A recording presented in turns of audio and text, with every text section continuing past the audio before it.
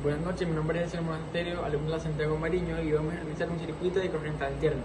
El siguiente ejercicio nos dice lo siguiente: se tiene una resistencia de 200 ohms y un capacitor de 20 microfaradios y un inductor de 0,70 Henry conectado en serie con una fuente de corriente alterna de voltaje de 30 voltios y una frecuencia de 55,7 Hz.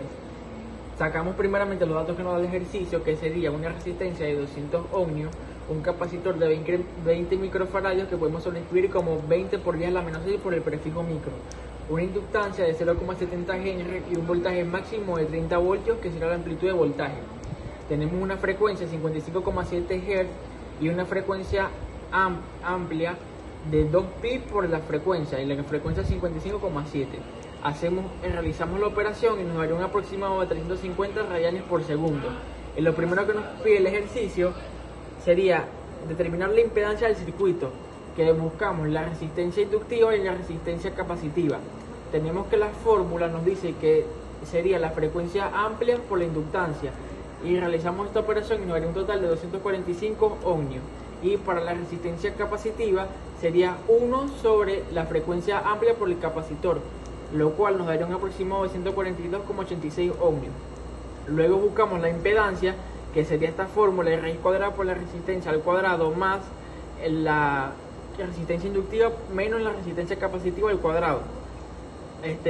Sustituimos los valores y obtenemos que estos valores nos dan un aproximado de 225,56 ohmios.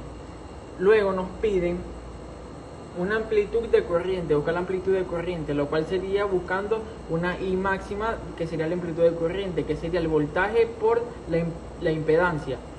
Realizamos esta operación y nos daría un aproximado de 0,1336 amperios. Ya una vez realizada esta, podemos seguir con el siguiente paso, que serían las amplitudes de voltaje entre los bordes de la resistencia del capacitor y del inductor, y construir un diagrama de fasor.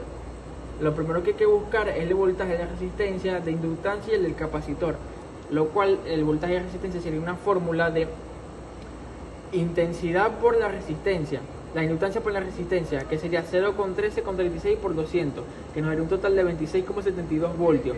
Realizamos lo mismo con el voltaje de inductancia, que sería la inductancia por la resistencia inductiva, el cual sustituimos los valores en un total de 32,73 voltios, y un voltaje de capacitancia, que será la inductancia por la resistencia capacitiva, y nos da un total de 19,09 voltios. Una vez realizado esto, realizamos el diagrama de fasores, el cual lo tendríamos una línea diagonal que representaría la corriente.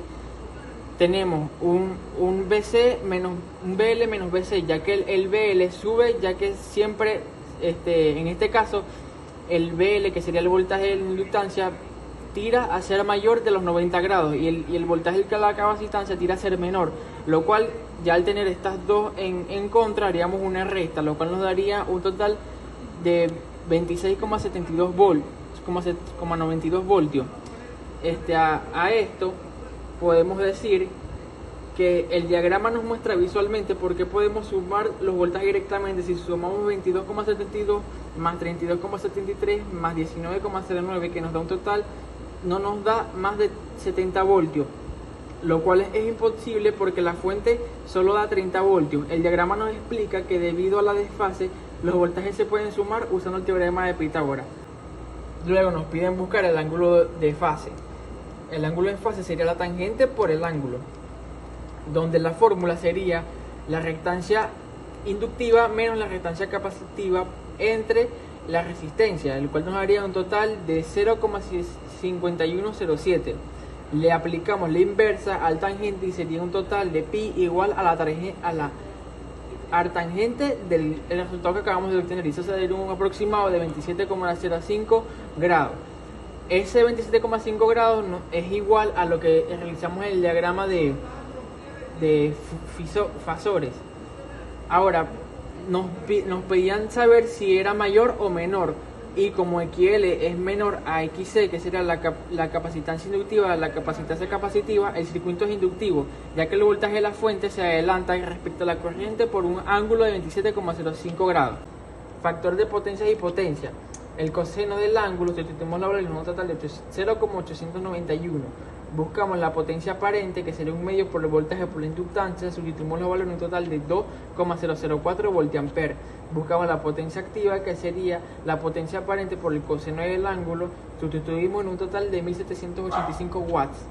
Luego buscamos la potencia reactiva, que sería la potencia aparente por el seno del ángulo, sustituimos en un total de 0,911 voltiamperes reactivos.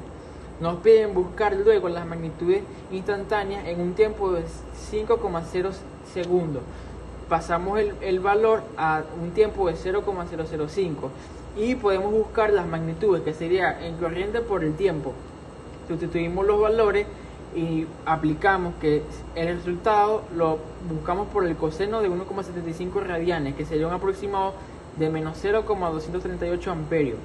Luego tenemos el voltaje por el tiempo, que esto sería un total de 30 coseno, y le aplicamos el coseno del ángulo que acabamos de obtener, el aproximado. Y esto nos da un aproximado de menos 18,12 voltios. Luego buscamos la resistencia por el tiempo, que sería 26,72 por el coseno del ángulo, que sería un aproximado de menos 4,75 voltios. Y luego buscamos una inductancia por el tiempo, el cual nos daría un aproximado de menos 32,23 voltios. El inductor le da a los 90 a la corriente, lo cual ya habíamos dicho que el voltaje de la inductancia siempre tira hacia arriba en este caso. Luego nos piden graficar el voltaje de la fuente por el voltaje de la resistencia, el voltaje del capacitor y el voltaje del inductor en función del tiempo, desde un tiempo de 0 hasta un tiempo de 18 metros por segundo. Aquí podemos ver que las ondas del inductor y el capacitor están invertidas. Cuando uno está en su punta más alto, la otra está en su punto casi más bajo. Esto es porque se restan entre sí, como habíamos hecho en el diagrama de fasores. La onda roja, que es la resistencia, que no coloqué el rojo, marca el paso de la corriente, que sería esta que está aquí por encima. Y la onda negra, que es la fuente de la referencia total, suma los valores entre las tres ondas de los componentes en cualquier punto exacto de la línea del tiempo. El resultado será siempre el valor de la onda de la fuente del mismo instante, que sería esta, al mismo grado de la otra.